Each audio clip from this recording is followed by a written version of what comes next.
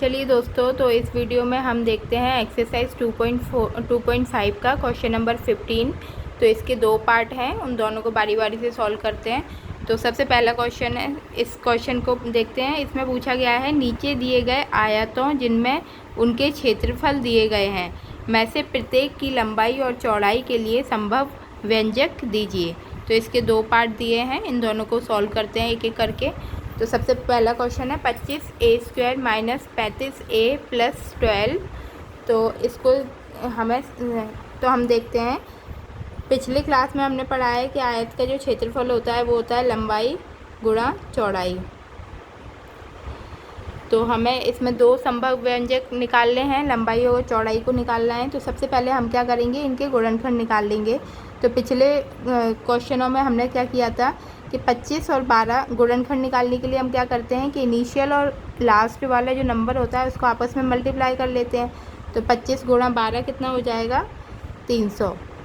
तो अब क्या करेंगे कि हमें दो ऐसे नंबर सोचने हैं जिनको गुणा करने पे तो 300 आ जाए और प्लस या माइनस करने पर 35 आ जाए। तो ऐसे हम दो नंबर ले सकते हैं, 20 और माइनस का 15, -20 और -15। तो अगर 20 और 15 को प्लस कर देंगे तो माइनस का 35 आ जाएगा और इन दोनों को मल्टीप्लाई करेंगे तो 300 आएगा। तो चलिए इससे हम गुणनखंड निकाल लेते हैं। तो गुणनखंड के लिए हम क्या करते थे, 25a² minus 20a minus 15a plus 12। ठीक है। तो सबसे इसको हमने इस तरीके से लिख लिया। अब अगर हम चाहें तो इसको हम इस तरीके से लिख सकते हैं, 15 पहले और 20 बाद में, क्योंकि फिर हमें इसमें आगे कॉमन लेना पड़ेगा ना। तो इसलिए हमने 15 पहले लिख लिया, 20 बाद में लिख लिया। अब इन दोनों में से कॉमन क्या आ रहा है, 5a कॉमन निकाल लेंगे तो इधर बचेगा 5a माइनस 3 और इधर आ जाएगा हमारा माइनस का 4 कॉमन ले लेंगे तो ये हो जाएगा 5a माइनस का 3। तो एक ब्रैकेट बन गया 5a माइनस 3 और दूसरा हो जाएगा 5a माइनस 4। तो एक हो गया 5a माइनस 3 और एक हो जाएगा 5a माइनस 4। तो ये दो हमारे गुणनखंड आ गए। अब इसमें से कोई भी एक लंबाई हो सकती है, कोई भी एक चौड़ाई हो सकती है। तो उसको हमें लिखना किस प्रकार से है, क्योंकि आयत की लंबाई एवं चौड़ाई के संभव व्यंजक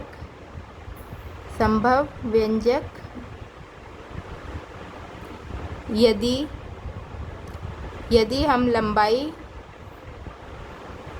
लंबाई इसको मानते हैं तो चौड़ाई हमारा क्या हो जाएगा, लंबाई हमने 5a माइनस 3 को माना तो चौड़ाई क्या होगी हमारी, चौड़ाई हो जाएगी 5a माइनस 4। और यदि हम लंबाई 5a माइनस 4 को मानते हैं, लंबाई बराबर 5a माइनस 4 है तो चौड़ाई हमारी क्या हो जाएगी, 5a माइनस 3। तो इस तरीके से हमारा फर्स्ट क्वेश्चन हम सॉल्व करेंगे। सेम ऐसे ही हमारा इसका सेकंड पार्ट है, वो भी सॉल्व करके देख लेते हैं। तो चलिए इसका सेकंड पार्ट है 35y² प्लस 13y माइनस 12।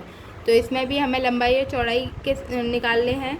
तो हमें क्या करना पड़ेगा, 13 इंटू 12 करके देखें, 35 इंटू माइनस 12 करेंगे तो ये आ जाएगा हमारा 420 माइनस का। तो अब ऐसा नंबर चाहिए कि उसका उन दो नंबरों के मल्टीप्लाई करने पर माइनस के 420 आ जाए और प्लस माइनस करने पर 13 आ जाए। तो अगर हम 28 और माइनस का 15 लेते हैं तो हमारा ये मिल जाएगा हमें। तो इसके गुणनखंड निकालने के लिए 35y² plus 28y minus 15y minus का 12। तो ये हमने नंबर लिए, इनको इस तरीके से लिख लिया। अब बस इनके गुणनखंड के रूप में लिख देंगे। तो इसमें से 7y कॉमन निकल रहा है, 7y को कॉमन ले लेंगे तो ये आ जाएगा 5y प्लस 4 और इधर से हम कॉमन ले लेंगे माइनस का 3 तो ये भी हो जाएगा 5y प्लस 4। अब क्या करना है, दोनों का 5y + 4 एक गुणनखंड आ गया और दूसरा आ जाएगा 7y - 3। अब इनमें से कोई भी एक लंबाई और एक चौड़ाई हो सकती है, तो हमने जो लास्ट क्वेश्चन में लिखा था उसी तरीके से इधर लिख देंगे, क्योंकि आयत की लंबाई और चौड़ाई के लिए संभव व्यंजक यदि लंबाई बराबर 5y + 4 है तो चौड़ाई क्या होगी, चौड़ाई बराबर 7y - 3 हो जाएगी। सेम ऐसे ही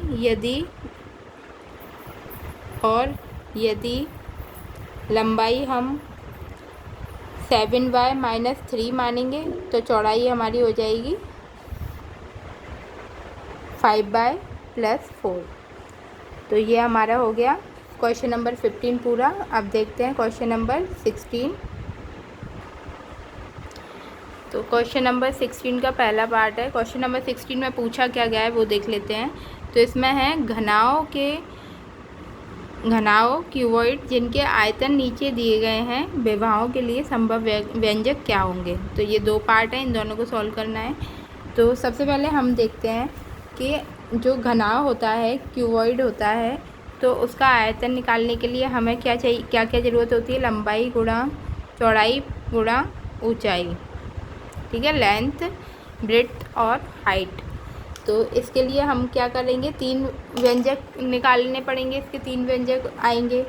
तो अगर हम इसमें से इसको इस तरीके से भी लिख सकते हैं, जैसे 3x कॉमन निकाल लूँ मैं इसमें से, तो क्या बचेगा x - 4। तो इसको किस तरीके से लिखेंगे, घनाभ की विभवाओं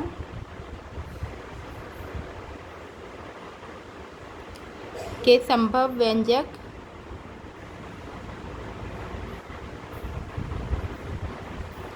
क्या क्या आ गए, 3x, एक 3x हो गया, एक x हो गया और x - 4 हो गया, ठीक है। तो ये इसके 3 संभव व्यंजक हो गए। अब इसका सेकंड पार्ट देख लेते हैं। तो इसका सेकंड पार्ट है 12ky² + 8ky - 20k। तो इसमें हम देख लेंगे सबसे पहले कॉमन क्या निकल रहा है। तो अगर हम देखें तो इसमें से 4k कॉमन निकल रहा है, तो ये अंदर बचेगा 3y², इधर बच जाएगा 2y - 5। अब इनके गुणनखंड निकाल लेंगे, तो 3y × 5 करेंगे तो ये क्या हो जाएगा 15, 3 × -5 करेंगे तो क्या आएगा -15।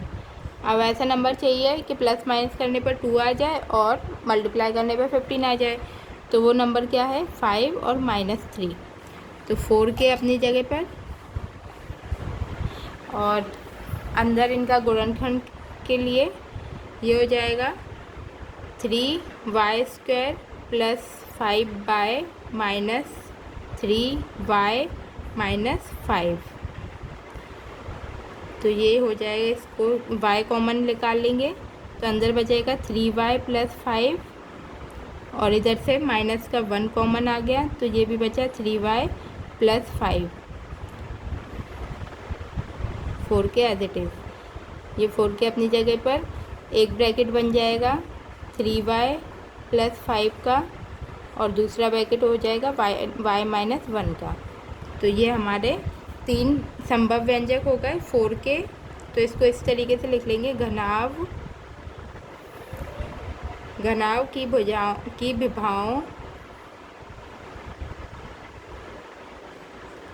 विभवाओं के संभव व्यंजक